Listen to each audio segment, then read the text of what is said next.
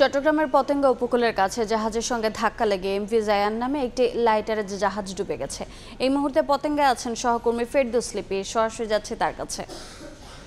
লিপি, আমরা এই মুহূর্তে যেখানে অবস্থান করছি অর্থাৎ লাইটারের জাহাজ যেটি জায়ান ডুবে যাচ্ছিল সেই জায়গা থেকে এখান থেকে কয়েক কিলোমিটার, এবং আপনাদেরকে আমরা হয়তো দেখানোর চেষ্টা করব এটা চট্টগ্রাম বন্দরের যে মোহনা অর্থাৎ কর্ণফুলী চ্যানেলের সেখানে প্রায় কাছাকাছি। এবং যতটুকু তথ্য আমরা পেয়েছি এই লাইটারের জাহাজটা মূলত আরেকটি জাহাজের সাথে সংঘর্ষ হয় সকালবেলা। তারপরে সেখানকার যিনি মাস্টার তিনি কিন্তু দ্রুত সেই জায়গা থেকে পতেঙ্গা সি বিচের কাছাকাছি নিয়ে আসার চেষ্টা করছিলেন, এবং সেই জায়গায় আসার পরে আসলে এখানে কিছুটা চরের জায়গা আছে, সেই জায়গায় আটকে গেছে। এবং এখন যেহেতু ভাটার সময় সে কারণে ডুবে যাওয়া জাহাজের পানি অনেকাংশ কমে গেছে, কিন্তু আবারও আশঙ্কা করা হচ্ছে যখন জোয়ার আসবে তখন আসলে জাহাজটি আরও বেশি ডুবে যাবে।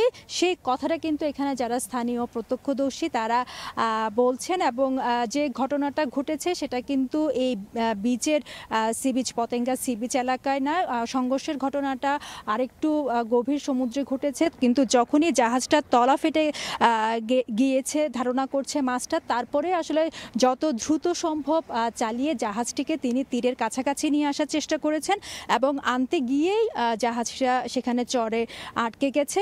যখনই ভাটার সময় এসেছে পানি কিছুটা কমতে শুরু করেছে, এবং তারপরে আসলে জাহাজটা অনেক বেশি দৃশ্যমান। এবং আপনারা জানেন যে চট্টগ্রাম বন্দরের এই যে মোহনা কিংবা বন্দর চ্যানেল এটা গুরুত্বপূর্ণ, এখান থেকেই আসলে যে আমদানি রফতানির যে জাহাজগুলো সেগুলো চলাচল করে। ফলে একটা জাহাজ কিন্তু এখানে ডুবলে অনেক বেশি শঙ্কা তৈরি করে। কিন্তু আমরা এখনো পর্যন্ত সাধারণ দৃষ্টিতে যেটা দেখছি সেটা হচ্ছে একদম মোহনা কিংবা চ্যানেল থেকে কিছুটা দূরে আছে, তবে